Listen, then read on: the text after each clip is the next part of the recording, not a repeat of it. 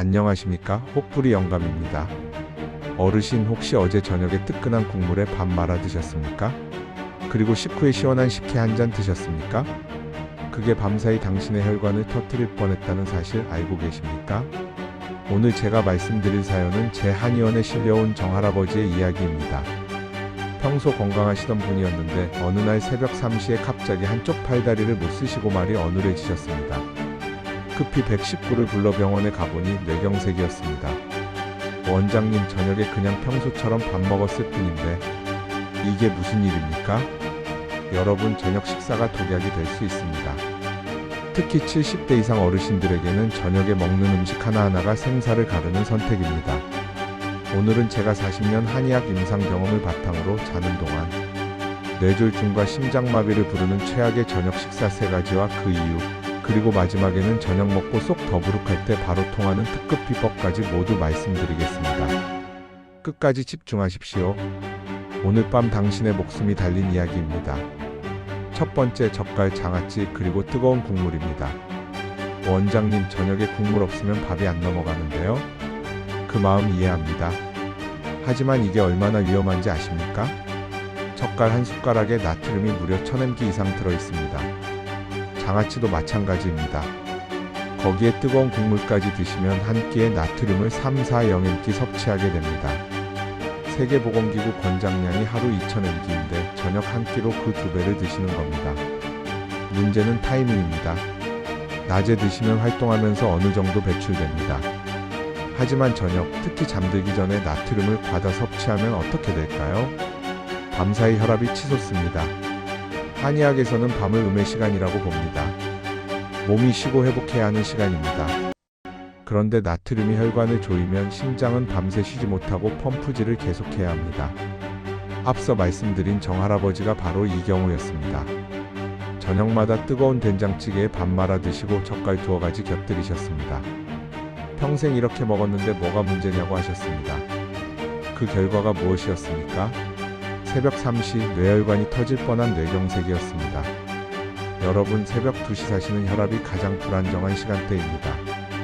이때 뇌혈관이나 심장혈관이 터지는 경우가 가장 많습니다. 저녁에 짠 음식을 드시면 그 위험이 3배 이상 높아집니다. 저녁 식사에는 젓갈, 장아찌, 뜨거운 국물을 절대 드시지 마십시오. 특히 고혈압 약을 드시는 분들은 더욱 조심하셔야 합니다. 약을 먹어도 저녁에 나트륨을 과다 섭취하면 약 효과가 완전히 사라집니다. 두 번째, 식후에 드시는 단 음료입니다. 식혜, 수정과 과일 주스, 심지어 꿀물까지 포함됩니다. 원장님, 식혜는 소화에 좋다면서요? 맞습니다. 하지만 시간이 중요합니다. 식혜에는 설탕과 엿기름의 당분이 엄청나게 많이 들어있습니다. 식후에 이런 단 음료를 드시면 어떻게 될까요? 혈당 스파이크가 일어납니다. 밥을 드시면 혈당이 올라가는데 거기에 단 음료까지 드시면 혈당이 급격히 치솟습니다. 그러면 혈액이 끈적끈적해집니다. 한의학에서는 이를 습열이라고 표현합니다. 몸속에 끈적한 열독이 쌓인다는 뜻입니다. 이 끈적한 피가 좁은 뇌혈관을 지나가려고 하면 어떻게 될까요? 혈관이 막힙니다. 그게 바로 뇌경색입니다. 제 환자 중에 박 여사님이라는 분이 계셨습니다. 저녁 식사 후 매일 식혜 한 잔씩 드셨습니다. 소화도 되고 달콤해서 좋다고 하시면서요. 한 달 뒤 새벽에 갑자기 어지러워서 넘어지셨습니다. 병원에 가보니 혈당이 200을 넘었고 뇌연료 검사에서 혈관이 좁아진 게 확인됐습니다. 과일 주스도 마찬가지입니다. 과일은 건강식품 아니냐? 고하시는데 주스로 만들면 섬유질은 다 버리고 당분만 남습니다. 사과 3개를 통째로 드시면 천천히 소화되지만 주스로 만들면 10분 만에 혈당을 급상승시킵니다. 저녁 식사 후에는 절대 단 음료를 드시지 마십시오. 차라리 미지근한 보리차나 따뜻한 물을 드십시오. 세 번째, 정제 탄수화물입니다. 떡, 빵, 국수, 흰 쌀밥이 여기에 해당됩니다. 원장님, 저녁에 칼국수 한 그릇 먹으면 안 됩니까? 안 됩니다. 큰일 납니다. 정제 탄수화물은 소화가 너무 빠릅니다. 입에 넣는 순간부터 당으로 분해되기 시작합니다. 그러면 혈당이 급상승합니다. 문제는 저녁, 특히 잠들기 전에 이런 음식을 드시면 인슐린이 과도하게 분비된다는 겁니다. 인슐린이 과도하게 나오면 2가지 문제가 생깁니다. 첫째, 근육이 분해됩니다. 한의학에서는 근육을 기혈의 저장소라고 봅니다. 근육이 줄어들면 기운이 떨어지고 뼈가 약해지며 낙상 위험이 높아집니다. 70대 이상 어르신들에게 낙상은 곧 사망 위험입니다. 둘째, 혈관이 손상됩니다. 급격한 혈당 변동은 혈관 내벽을 긁어대는 것과 같습니다.